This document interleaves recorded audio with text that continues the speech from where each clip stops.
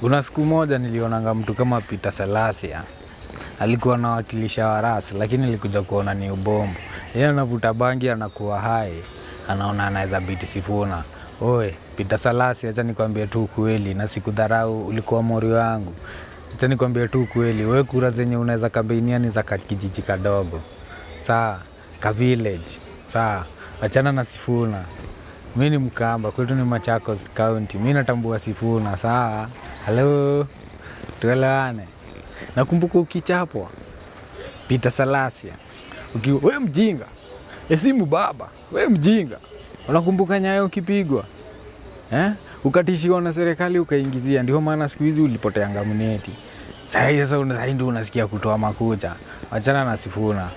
Achana na Sifuna, toka hapo.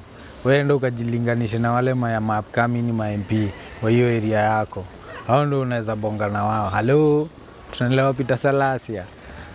Acha kufikiria na meno. Uwezani na Sifuna. Uwezani na Sifuna, ati Sifuna ati yeye anataka SG. Uwezi linganisha wewe na Sifuna ati wewe unataka president material. Sifuna anataka SG. Hello, achana na Sifuna. Peter Salasia Nairobi ni nani? Wewe hatukutambui. Rudi kijijini.